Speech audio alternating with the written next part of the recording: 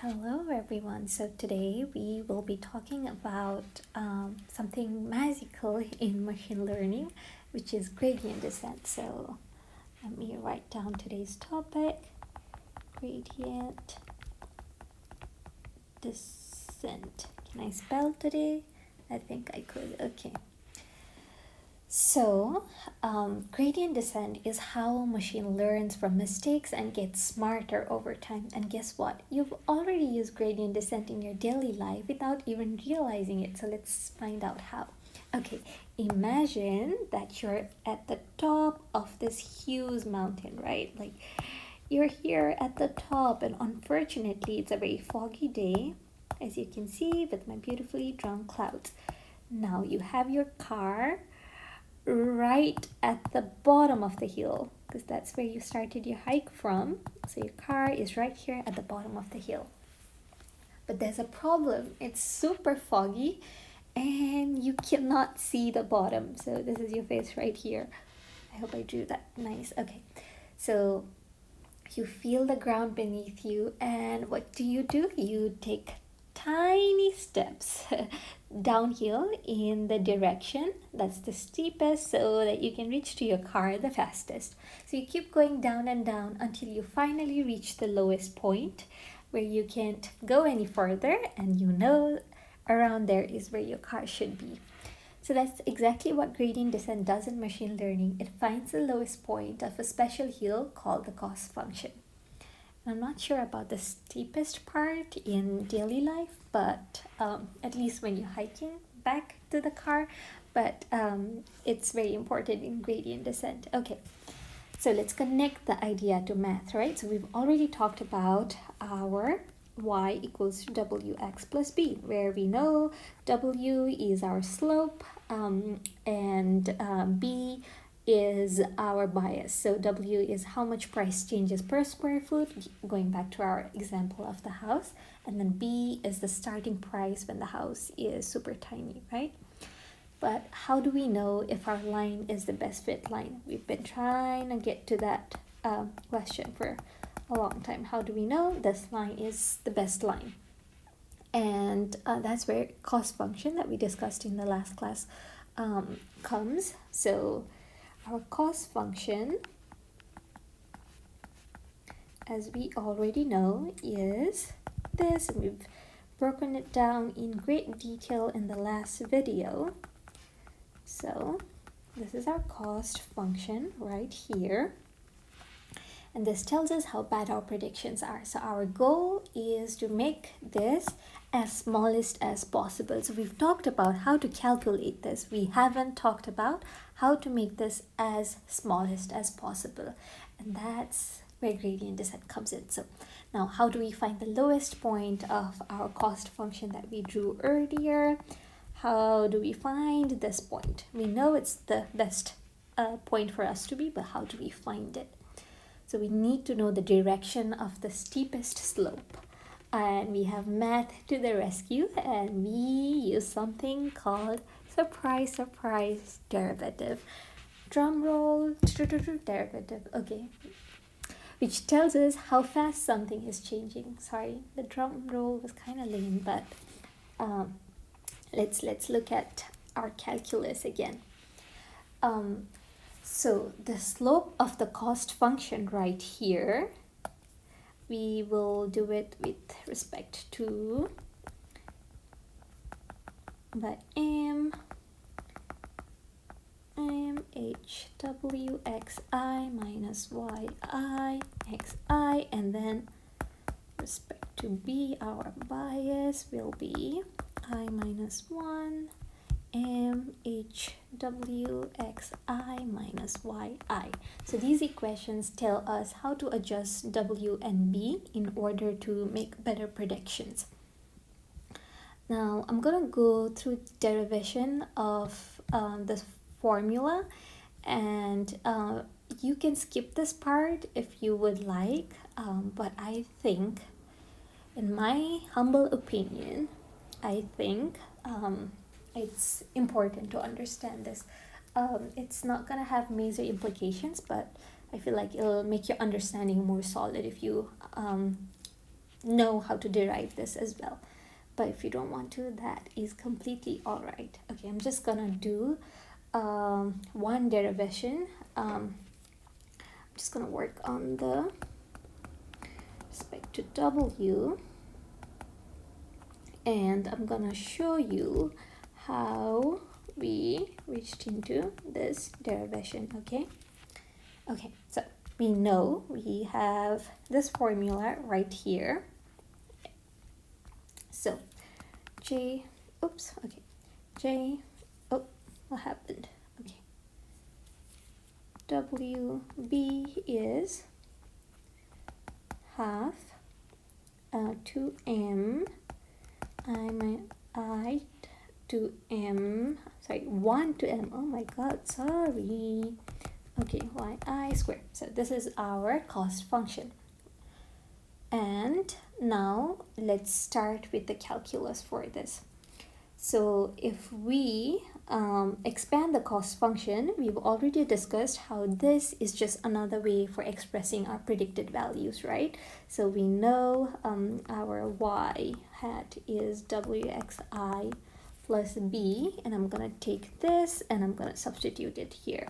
So that's gonna be I minus, not my, oh my god, why am I saying minus? I from 1 to m, and then I'm gonna substitute this, and then that's gonna give me that. Okay, beautiful. Now we want to compute from this, we want to compute the derivative, which means finding the derivative of the cost function with respect to w. So now we're gonna apply what's called the chain rule, since we have the sum of squared terms. So with the chain rule, let me write this down. With the chain rule, we know we would be looking at the derivative of this. So I am going to assume that u is our minus y right here, okay? Now we know from our calc days that derivative of du square is 2u, right? So if this is u, if this is u, then u square would be 2u derivative with respect to w again, a derivative of u with respect to w. Now differentiate u with respect to w would be, differentiating that would be w plus b minus y equals to xi. And since b and yi are constants with respect to w, they simply vanish, right? So they simply vanish, and then what we're left with is just this one right here. I hope that makes sense why we arrived to that. So now if we substitute back, we're gonna have I from 1 to m to wxi plus b minus y xi. And then I remember I told you that the 2 was gonna come into play later. This is where it comes into play. This cancels out this. So we had that 2 just to make our derivation simpler. It was really just to simplify our math. So it cancels each other out, which is beautiful. So that gives me wx okay, never mind, let me just erase that.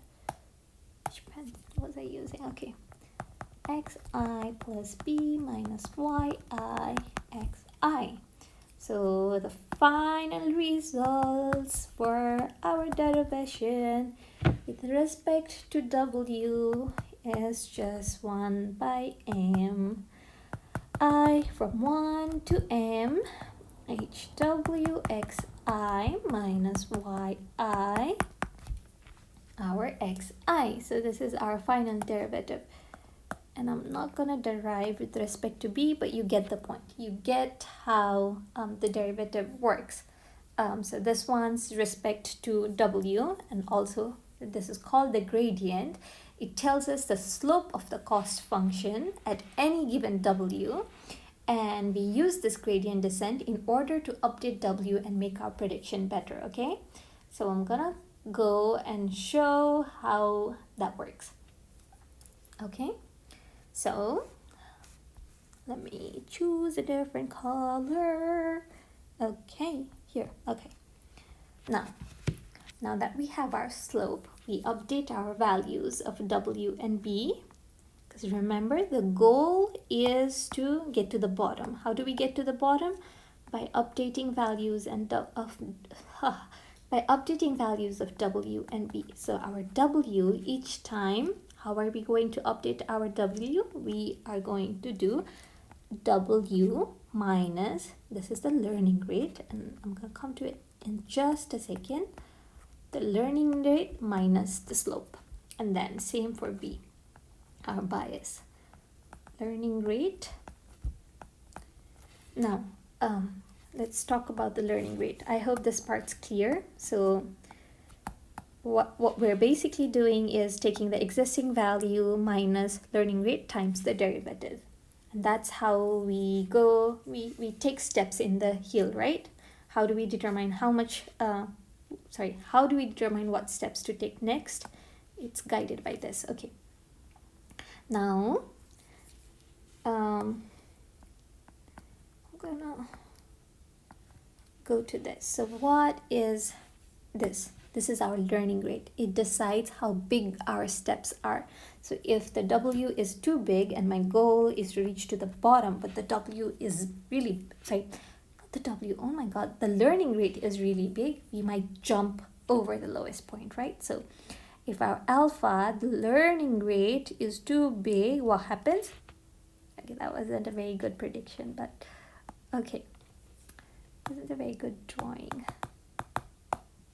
Okay, let me draw again. Okay, my goal is to reach the bottom. I start somewhere here. My alpha, my learning rate is really, really big. What happens? I take giant steps. So when I'm taking giant steps, what I do this. And then instead of, our goal is to reach here, but instead of reaching there, I accidentally reach here. So when alpha too big, we might miss the lowest point. Now, when my alpha is too small, what happens? And my alpha is so small that for me to reach the lowest point, it's so tedious to see how many times I'm trying to take the steps in order to reach the lowest. It's very, very tedious. So when alpha is too small, what happens? It takes forever to reach the bottom, which isn't ideal in any case. I shouldn't say that. It might depend on the scenario. But basically, the goal, the idea is to have a learning rate that isn't too big and isn't too small. It's just the right step, so that you can reach to your lowest point, and while doing so you reach there efficiently rather than taking forever. Now we know that the cost function is a big bowl, right? We've already discussed how it's a big bowl. So if the slope is steep, we take a big step here. We know if it's steep, that means we know that we're not close to the bottom, right? Because if I draw, the derivative is a tangent. So if I draw, I know this is steep, but the closer I get to the bottom, the flatter it starts getting, right? Like these are flatter, and then like this is really steep. So If the slope is steep, we take a big step because we know we're not close to the bottom yet. If the slope is starting to get small, then we take tiny step because that means we're starting to get closer and closer to our bottom. And if the slope is 0, then wow, we've reached the lowest point. That's the goal, right? So that's how having the slope helps us to decide the next steps. And this is gradient descent. Basically, it's really is the key to help machine learn by adjusting their predictions step by step. See you in the next video.